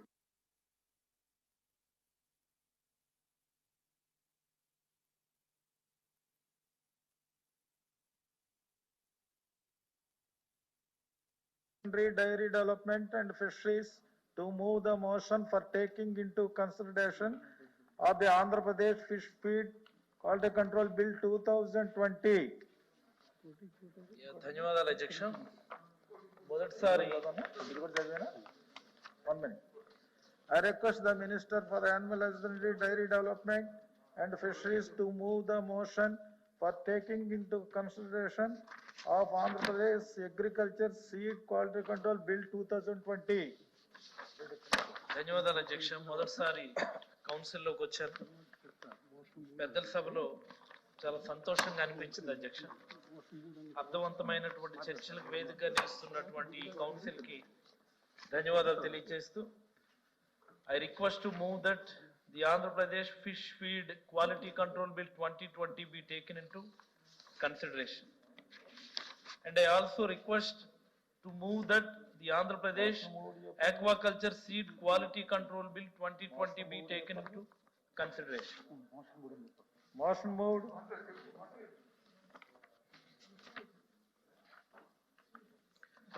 అధ్యక్ష, ఈరోజు Andhra Pradesh fish feed quality control act, అలాగే Andhra Pradesh fish seed quality control act 2020 శాసన మండలిలో ప్రవేశపెట్టిన సందర్భంగా గౌరవ ముఖ్యమంత్రి గారి ఆలోచనలు ఒకసారి ఈ సభ దృష్టికి తీసుకొని వద్దాం అనుకుంటా ఉన్నాను అధ్యక్ష. అధ్యక్ష, జగన్మోహన్ రెడ్డి గారు పాదయాత్ర చేసిన సమయంలో వెస్ట్ గోదావరి, కృష్ణా, గుంటూరు, ప్రకాశం ఈ మొదలగు జిల్లాల్లో పాదయాత్ర చేసిన సమయంలో అనేక మంది ఆక్వా రైతులు జగన్మోహన్ రెడ్డి గారిని కలవటం, ఆక్వా రంగంలో ఉన్నటువంటి అన్ని రకాల ఇబ్బందులను ఏకరువు పెట్టడం, ముఖ్యంగా ఏ ప్రభుత్వాలు కూడా ఆక్వా రంగాన్ని ఆదుకున్నటువంటి పరిస్థితులు లేవు అన్నటువంటి విషయాన్ని ఆయన దృష్టికి తీసుకొని రావటం జరిగింది అధ్యక్ష. గౌరవ ముఖ్యమంత్రి గారు గతంలో ఉన్నప్పుడే అగ్రికల్చర్కి ఒక కాంప్రహెన్సివ్ యాక్షన్ ప్లాన్ తయారు చేసుకున్నారు అధ్యక్ష. మరి అలాగే ఈ రాష్ట్రానికి ఆక్వా రంగం అన్నటువంటిది కూడా చాలా ప్రధానమైనటువంటి గ్రోత్ ఇంజిన్ అధ్యక్ష. సుమారుగా 50,000 కోట్లు పైబడి జీవీఐ ఇస్తున్నటువంటి ఈ రంగానికి మరింత మెరుగ్గా ఏదైనా చేయాలి అని చెప్పి కొన్ని రకాల చట్టాలను రూపొందించి, మరి అలాగే రైతుల్ని అన్ని రకాలుగా ఆదుకోవటానికి అనేకమైనటువంటి కార్యక్రమాలను చేయటం జరుగుతూ ఉంది అధ్యక్ష. దానిలో భాగంగా ఈరోజు ఫిష్ సీడ్కి సంబంధించినటువంటి యాక్ట్ని తీసుకొని రావడం జరిగింది అధ్యక్ష. అధ్యక్ష, ఆక్వాకల్చర్లో entire operational expenditure goes to fish feed అధ్యక్ష. మరి అలాగే ప్రాఫిటబిలిటీ ఇన్ ఆక్వా కూడా ఈ క్వాలిటీ ఆఫ్ ద ఫీడ్ మీదే డిపెండ్ అయి ఉంటుంది అధ్యక్ష. మన రాష్ట్రంలో మ్యాక్సిమం ఆక్వా ఫార్మర్స్ అందరూ కూడా ఈ పెల్లెట్ ఫీడ్ను వాడుతూ ఉన్నారు అధ్యక్ష. పెర్ యానం ఆల్మోస్ట్ 17,000 కోట్ల రూపాయలు వ్యాపారం జరుగుతూ ఉంది అధ్యక్ష, ఓన్లీ ఈ ఫీడ్ రంగం. మరి అలాగే ఏదైనా మనం ఫిష్ ఫీడ్ కానీ ష్రింప్ ఫీడ్ కానీ మనం తీసుకున్నప్పుడు దాని మీద కాంపోజిషన్ వాళ్ళు మెన్షన్ చేస్తూ అప్రాక్సిమేట్ వాల్యూస్ అని చెప్పి దానిలో ఉన్నటువంటి మాయిశ్చర్ కానీ, క్రూడ్ ప్రోటీన్ కానీ, క్రూడ్ ఫ్యాట్ కానీ, క్రూడ్ ఫైబర్ కానీ, మరి అలాగే యాసిడ్ ఇన్సాల్యుబుల్ యాష్ అంటాం అధ్యక్ష, డైజెస్టిబిలిటీని మార్క్ చేసేటటువంటి పారామీటర్, వాటన్నిటిని అప్రాక్సిమేట్ చేస్తూ మెన్షన్ చేస్తూ ఉంటారు అధ్యక్ష. అధ్యక్ష, among all these parameters crude protein అన్నటువంటిది చాలా ముఖ్యమైనటువంటి parameter. The quality of the feed mainly depends on the magnitude of the crude protein. అందుకని క్రూడ్ ప్రోటీన్ ని ఆర్టిఫిషియల్ గా ఎన్హాన్స్ చేయడానికి రకరకాల మాల్ ప్రాక్టీసెస్ ఈ మ్యానుఫ్యాక్చరింగ్ కంపెనీస్ చేస్తూ ఉంటాయి అధ్యక్ష. యూరియాని మిక్స్ చేయటం, లేకపోతే some undigestible proteinaceous material mix చేసి క్రూడ్ ప్రోటీన్ లెవెల్స్ అధికంగా ఉండేట్టుగా చూపించుకుంటా ఉంటాయి అధ్యక్ష. మరి ఇలాంటి మాల్ ప్రాక్టీసెస్ వల్ల క్వాలిటీ ఆఫ్ ద ఫీడ్ తగ్గిపోవడం వల్ల చాలా అధిక మోతాదులో ఫీడ్ను ఉపయోగించాల్సినటువంటి అవసరం వస్తుంది అధ్యక్ష. దానివల్ల 1 కిలో చేప లేదా 1 కిలో రొయ్యలు ఉత్పత్తి చేయడానికి చాలా అధిక పరిమాణంలో ఫీడ్ అవసరం అవుతుంది అధ్యక్ష. దీన్ని చాలా హై ఫీడ్ కన్వర్షన్ రేషియో అని చెప్పేసి అంటాం అధ్యక్ష. మరి ఇలాంటి మాల్ ప్రాక్టీసెస్ని, ఇల్లీగల్ అండ్ అనెథికల్ ప్రాక్టీసెస్ని ప్రివెంట్ చేయడానికి మన దగ్గర అయితే ఎలాంటి మెకానిజం ఇంతవరకు అందుబాటులో లేదు అధ్యక్ష. మరి ఇలాంటి మాల్ ప్రాక్టీసెస్ కంట్రోల్ చేయాల్సినటువంటి అవసరం ఉంది అధ్యక్ష. దానికోసమని ఉద్దేశించిందే ఈ Andhra Pradesh fish feed quality control act అని చెప్పి ఈ సభా దృష్టికి తీసుకొని వస్తా ఉన్నాను అధ్యక్ష. మరి ఈ యాక్ట్ పరిధిలోకి ఆయా కన్సర్న్డ్ ఫీడ్ పారామీటర్స్ అంటే కొన్ని క్వాలిటీ స్టాండర్డ్స్ మనం సెటప్ చేసాం అధ్యక్ష. బిఐఎస్ స్టాండర్డ్స్ కానీ FAO స్టాండర్డ్స్ కానీ మన గవర్నమెంట్ ఆఫ్ ఏపీ కొన్ని నాణ్యతా ప్రమాణాలు ఇచ్చింది. వాటన్నిటిని అమలు చేయటానికి దీనికోసం ఒక ప్రత్యేకమైనటువంటి నియంత్రణ మరియు పర్యవేక్షక విధానాన్ని అందుబాటులోకి తీసుకుని రావడానికి entire all these commercial operations from manufacturing to sale, manufacturing, distribution and sale వీటన్నిటినీ కూడా దీని అండర్లోకి తీసుకుని రావటానికి దానికి అవసరమైనటువంటి లైసెన్సులు ఇచ్చేది, లేకపోతే లైసెన్సులు పునరుద్ధరించేది, సర్టిఫై చేసేది అన్నిటి కూడా ఈ యాక్ట్ అండర్లోకి తీసుకొని రావడం జరిగిందని.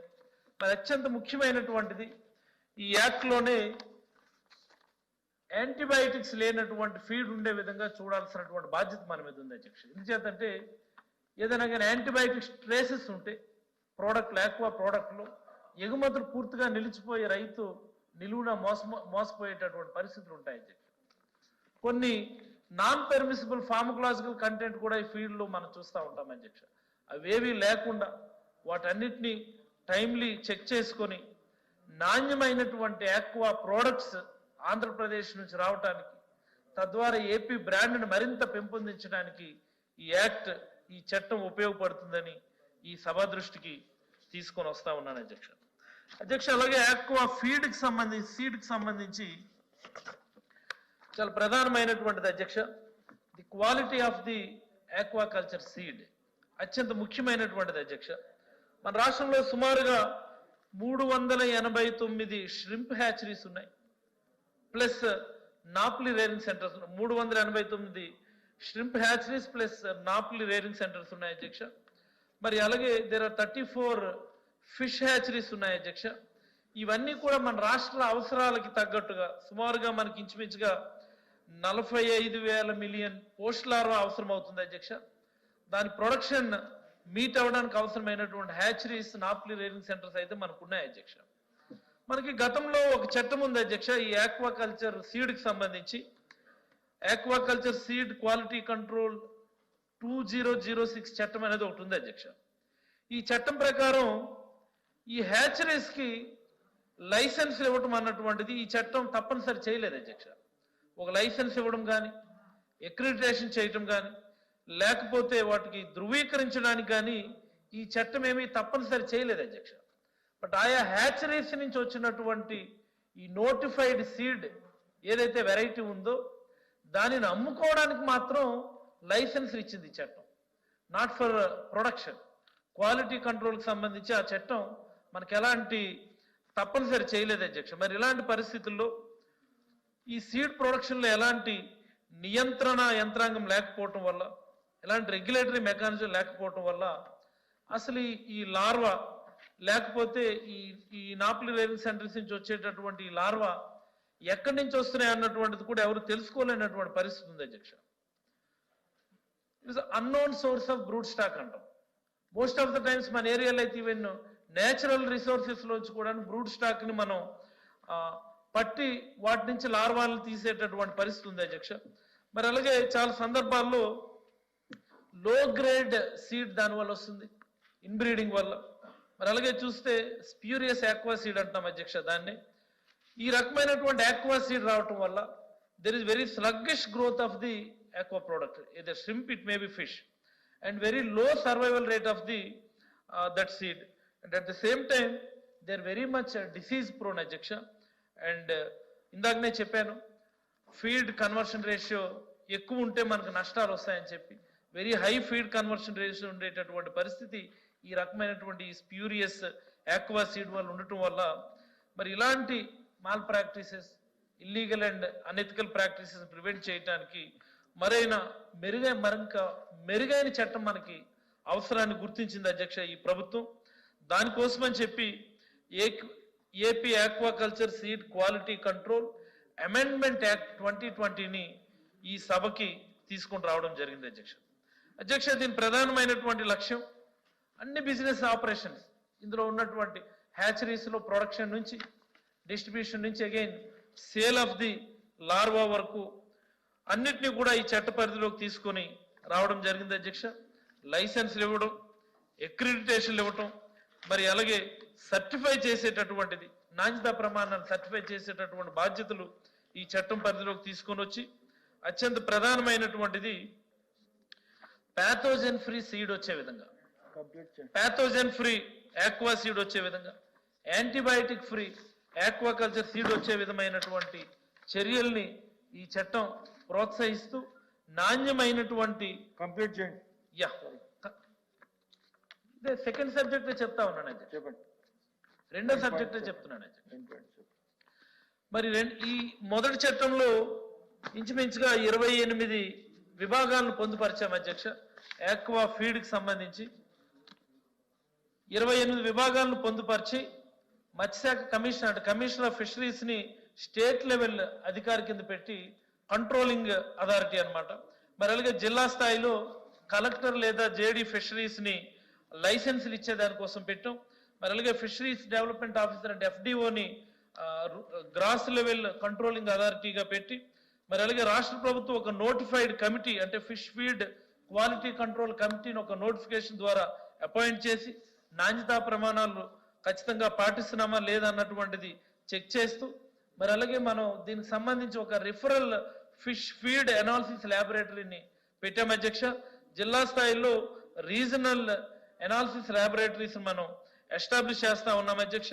మరి అలాగే ఏదైనా ఎవరైనా మ్యానుఫ్యాక్చరర్స్ ఈ నాణ్యతా ప్రమాణాలను పాటించినటువంటి పరిస్థితుల్లో ఉంటే చట్టపరమైనటువంటి చర్యలు తీసుకోవడానికి కూడా అవకాశం ఇస్తా ఉన్నాం అధ్యక్ష ఫీడ్ యాక్ట్ లో.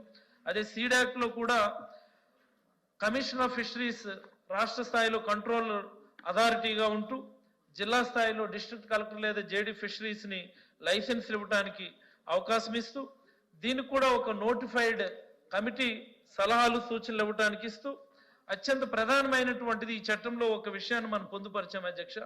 సహజ నీటి వనరుల నుంచి ఆక్వాకల్చర్ సీడ్ లేదా బ్రూడర్స్ సేకరించడాన్ని కూడా పూర్తిగా నియంత్రించడం జరిగింది అధ్యక్ష. సో దట్ మనకు ఉన్నటువంటి నేచురల్ రిసోర్సెస్ ని మనం పరిరక్షించుకోవడానికి, మరి అలాగే లోకల్ బ్రీడ్స్ ని పరిరక్షించుకోవడానికి ఇది అవకాశం కల్పిస్తా ఉంది అధ్యక్ష. మరి ఈ ఆక్వాకల్చర్ సీడ్ కి కూడా నాణ్యతా ప్రమాణాలు చెక్ చేయడానికి మనం ఒక రిఫరల్ ల్యాబొరేటరీని ఎస్టాబ్లిష్ చేస్తున్నాం అధ్యక్ష. అలాగే రీజనల్ ల్యాబొరేటరీస్ కూడా ఎస్టాబ్లిష్ చేస్తా ఉన్నాం అధ్యక్ష.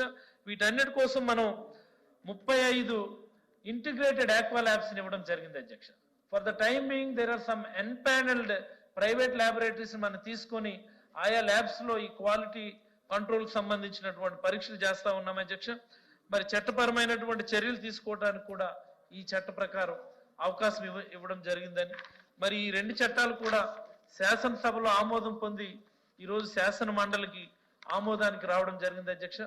ఈ సందర్భంగా గౌరవ సభ్యులందరికీ ఈ చట్టాలని ఆమోదించమని కోరుతూ ధన్యవాదాలు అధ్యక్ష. సెలవు. అంగర్ Rammohan Rao. LI bill number 16 of 2020, 17 రెండు కలిపి మాట్లాడుతున్నాను అధ్యక్ష. గౌరవ మంత్రివర్యులు చెప్పారు ఈ బిల్లు వల్ల రైతాంగానికి చాలా ఉపయోగం ఉంటుంది, ఫిషరీస్ ఫీడ్ కానీ ఫిషరీస్ సీడ్ కానీ చెప్పారు.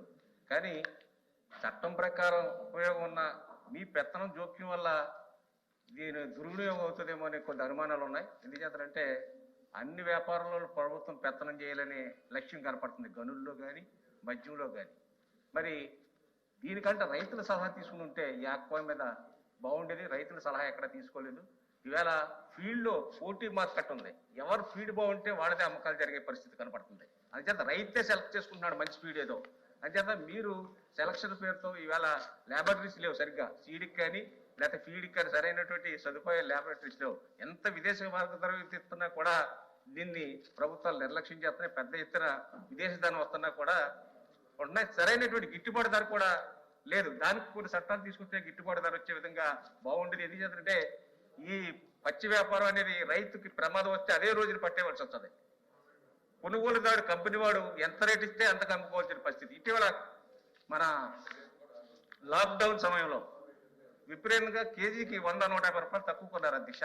కానీ ప్రభుత్వం ఏదో మీటింగులు పెట్టింది, మంత్రులు కొనాలి ఖచ్చితంగా ధరలు కన్నారు, కానీ ఎవరు కంపెనీ వాళ్ళు కొనలేదు. ఇటు పెద్దలు, పార్టీ పెద్దలు కలిసాక మేము ఎలాగంటా ఉంటాం, మీ ఇష్టం వచ్చినట్టు కొనమంటే వాళ్ళు 150 రూపాయలు కొన్నారు. ఆక్వా రైతు సర్వనాశనం అయిపోయాడు. అంచేత మీరు ముందు గిట్టుబాటు ధర ఇవ్వండి, కోల్డ్ స్టోరేజీలు పెట్టండి, అవసరం రైతు రాసుకుంటాం మేము సరైన రేటు వచ్చేదాకా. ఇవాళ 9 నెలలు పెంచాక చేపకి కేవలం కేజీకి 78 రూపాయలు 80 రూపాయలు కొంటున్నారు. దానికి పెట్టుబడి అవ్వట్లేదు. కూరగాయల ధర చూస్తే 100 అమ్ముతున్నాయి.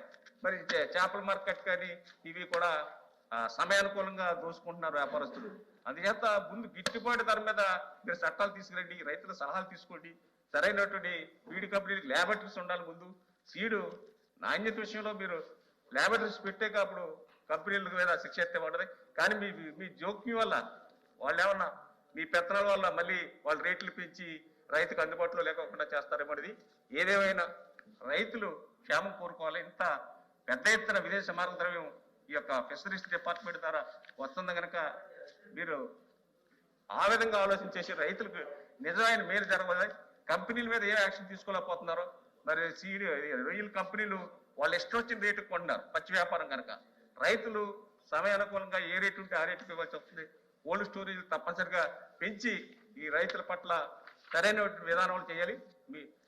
మీరు ప్రభుత్వం ఈ చట్టాలు తేవడం వల్ల మా ఊళ్ళో ఒక ఆయన చెప్పేవారు, సమస్యని మనమే సృష్టించాలి, సమస్యను మనమే పరిష్కారం చేయాలని చెప్పేవాడు. అలా మీరేమన్నా సమస్యలు మీరే సృష్టిస్తారో, మీరే చట్టం ద్వారా శిక్ష వేస్తే మళ్ళీ ఏమన్నా రైతుల మీద భారపడిపోయే పరిస్థితులు ఉన్నాయి కనుక ఇవన్నీ కూడా ఆలోచించాలని మీ ద్వారా ప్రభుత్వాన్ని కోరుతున్నాను. సత్యనారాయణ రాజు గారు.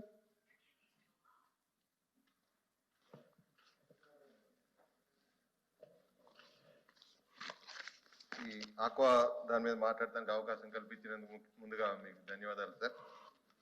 ఆక్వా చట్టం సీడు మీద ప్రభుత్వం 2 చట్టాలు తీసుకొచ్చింది.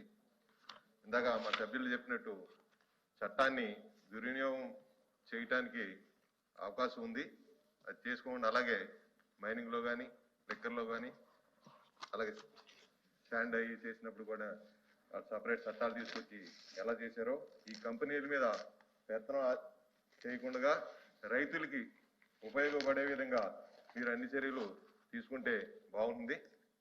అలాగే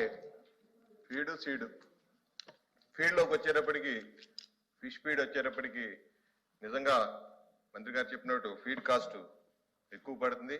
కానీ కొనుగోలు వచ్చేటప్పటికి ఒక్కొక్క సందర్భంలో 120 రూపాయలు అమ్మింది 75-80 రూపాయలకు ఈరోజు అమ్ముతుంది. అటువంటిప్పుడు రైతుకి మద్దతు ధర ఎలాగ ఇవ్వాలి, అవి ఎలాగా ఎక్స్పోర్ట్ చేయడానికి అవకాశం ఎలా కల్పించాలి, అటువంటి ఆలోచన కూడా చేస్తే బాగుంటుంది.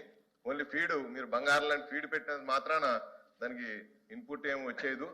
మీరు దాంతోపాటు మార్కెటింగ్ కానీ మిగతా రైతులకి ల్యాబ్స్, ఎక్కడ ల్యాబ్స్ కూడా లేవు, అండ్ ప్రైవేట్ ల్యాబ్స్కి ఆధారపడి ఉన్నారు. గవర్నమెంట్ ల్యాబ్స్ మండలాలు 1 కానీ జిల్లాలకి జిల్లా వైజు ల్యాబ్స్ కానీ ఏర్పాటు చేయాలి. అలాగే ముఖ్యంగా దీంట్లో మీకు తెలియజేసిన ఓన్లీ మీరు ఈ సీడు మీద యాక్ట్ తీసుకుంటాం కాకుండా దీంతో ఇరిగేషన్ కూడా అనుసంధానం చేయవలసిన అవసరం ఉంది. మీరు ఎంత మంచి ఫీడ్ ఇచ్చినా, ఎంత మంచి సీడ్ ఇచ్చినా మంచి వాటర్ లేనప్పుడు ఆ క్రాప్ రాదు. మా జిల్లాల్లో ముఖ్యంగా పశ్చిమ గోదావరి, తూర్పుగోదావరి జిల్లాల్లో ఆక్వా కల్చర్ విస్తృతంగా చాలా అన్ని కన్వర్ట్ అవుతున్నాయి. అగ్రికల్చర్ నుంచి వరి నుంచి ఆక్వాకి ఎక్కువ వెళ్తున్నారు. కానీ డ్రైన్లు కానీ కాలువలు కానీ పూడిపోయింది, సరైన వాటర్ రావట్లా. ఒక రైతు తన వైరస్ వచ్చిన వాటర్ని తెగొట్టుకుంటే నెక్స్ట్ రైతు అది పెట్టుకుంటున్నాడు. దానివల్ల మన ఆక్వా క్రాప్ సరిగ్గా రావట్లేదు. కానీ మంచి ఫీడ్ అవ్వలేదని క్రాప్ రాకపోవటం కానీ, లేకపోతే మంచి ఫీడ్ రాలేదని ఇది రాకపోవటం కానీ పర్సెంటేజ్ 20%. ఈ వాటర్ ప్రాబ్లం వల్ల 100% రైతు నష్టపోతున్నాడు. దయచేసి మీరు ఇరిగేషన్తో అనుసంధానం చేసుకుని, ఇలాగ పక్క రాష్ట్రం తెలంగాణ ఉంది, ఫిషరీస్ లో చాలా ఇంపార్టెన్స్ ఇచ్చి last time almost 50-60% growth aqua మీద పెంచుకోగలిగారు. మనకి దేశంలో 48,000 కోట్ల రూపాయలు ఆక్వా ద్వారా వస్తా ఉంటే 80% మన రాష్ట్రం నుంచే ఎక్స్పోర్ట్ అవుతుంది. 100% దీని మీద ఒక ప్రణాళిక ఒక 5 సంవత్సరాలు 10 సంవత్సరాలు కనుక చేసుకోగలిగితే 1,00,000 కోట్లు దాటడానికి కూడా ఆస్కారం ఉంది. దయచేసి మంత్రి గారిని మీ ద్వారా తెలియపరుచుకున్నది, మీరు ఓ సీడు మంచి సీడు పెత్తనం చేసుకుంటాం కానీ నా అనుమానం వ్యక్తిగతంగా డెఫినెట్ గా ఆ హ్యాచరీ మీదకి ఎన్ని టైంలో మన ఇన్స్పెక్షన్కి వెళ్ళాం. హ్యాచరీ అన్నది చాలా హై క్వాలిటీస్, కేంద్ర ప్రభుత్వం ఆధ్వర్యంలో లైసెన్స్ ఇచ్చిన హ్యాచరీస్. అటువంటిది ఎప్పుడు పడితే అప్పుడు మన అధికారులు వెళ్ళి హ్యాచరీని ఇన్స్పెక్షన్ చేయొద్దనట్లా దానికి ఒక సర్టెన్ టీం వెళ్ళి దాన్ని ప్రొడక్షన్ చేయకముందు ఇన్స్పెక్షన్ చేసి అలా చేస్తే బాగుంటుంది. ప్లస్ ముఖ్యంగా ఇందాక మా సోదరులు చెప్పినట్టు అంగ రామ్మోహన్ గారు మా ఎమ్మెల్సీ లాస్ట్ టైం కరోనా టైంలో 240 రూపాయలు ఉండవలసిన 100 కౌంట్ 100 రూపాయలకు అమ్ముకున్నా నా సొంత పొలంలో కూడా. అటువంటిప్పుడు గవర్నమెంట్ దానికి సరైన మద్దతు ధర ఇచ్చి కోల్డ్ స్టోరేజ్లు కానీ ఏముంది ఆక్వా ఇంత విస్తృతం చేయనప్పుడు ప్రాసెసింగ్ యూనిట్లు కూడా గవర్నమెంట్ పీపీఏ ద్వారా కానీ ప్రైవేట్ భాగస్వామ్యంతో కానీ ప్రాసెసింగ్ యూనిట్లు కూడా ఏర్పాటు చేసుకునే అవసరం ఉంది. అలాగే గత మా ప్రభుత్వం ఉన్నప్పుడు అప్పుడు ముఖ్యమంత్రి నారా చంద్రబాబు నాయుడు గారు ఆక్వా రైతులకి పవర్ ₹3.85 ఉంది, భారం అవుతుందని రైతులందరూ యత్నం చేస్తే అప్పుడు ఆర్థికంగా కూడా లోటు ఉండి కొత్త రాష్ట్రం అయినా సరే దాన్ని ₹2.25కి తగ్గించడం జరిగింది. అలాగే తల్లి రొయ్య ఎక్స్పోర్ట్ చేసుకోవాలి. ఇంతకుముందు టైగర్ రొయ్య ఉన్నప్పుడు అయితే మన ఇండియన్ దాంట్లోనే రొయ్య వచ్చేది. ఇప్పుడు వనామీ వచ్చిన తర్వాత తల్లి రొయ్యని తీసుకురావాలంటే ఇంపోర్ట్ చేసుకోవాల్సి వస్తుంది యుఎస్ నుంచి. ఇక్కడ ఆ తల్లి రైతుని మంచి క్వాలిటీ రొయ్యని తల్లి రొయ్యని మనం డెవలప్ చేసుకోగలిగిన ఒకటి సెంట్రల్ గవర్నమెంట్ వైజాగ్ లో ఏర్పాటు చేశారు ఆనాటి ముఖ్యమంత్రి నారా చంద్రబాబు నాయుడు గారు, ఒకటి కావల్లో ఏర్పాటు చేశారు. అటువంటి మరిన్ని ఏర్పాటు చేసి మంచి తల్లి రైతుని ఇక్కడే సృష్టించి మన క్లైమేట్ కి మన వాతావరణానికి మన వాటర్ కి సరిపడి అటువంటి రొయ్యని ఇక్కడ డెవలప్ చేస్తే కనుక మంచి సీడ్ వస్తుంది. అలాగే పండించిన పంటకి ఎప్పుడన్నా వైరస్ వచ్చినప్పుడు ఎక్కువ ప్రొడక్షన్ అవుతుందంటే ఎక్కువ మంది పడతాం వస్తుంది. సిండికేట్ కొనుక్కున్న వాళ్ళు పర్చేస్ చేసేవాళ్ళు సిండికేట్ అయిపోయి ప్రతిసారి దాని రేట్ తగ్గిస్తున్నారు. అటువంటి వాటి మీద మీరు శ్రద్ధ తీసుకుని దాని మీద మీరు నియంత్రణ పాటించి మీరు సరైన రేటు కొనాలని ప్రెజర్ పెట్టి లేకపోతే ఒక సిస్టమ్ పెట్టి చేయాలి తప్ప మీరు ఊరికే మంచి ఫీడ్కి క్వాలిటీ ఫీడ్ ఇస్తాం క్వాలిటీ సీడ్ ఇస్తామని కాలక్షేపం చేస్తే కాదు. మంత్రి గారు మీ ద్వారా తెలియపరచుకుంటాం. కెఎస్ లక్ష్మణరావు గారు ఓకే. వెంకటేశ్వర గారు. అధ్యక్ష, మొదటిగా అనేక బిల్లులు ఈ రోజున మన శాసన మండలిలో శాసనసభలో ప్రవేశపెడుతున్నాం.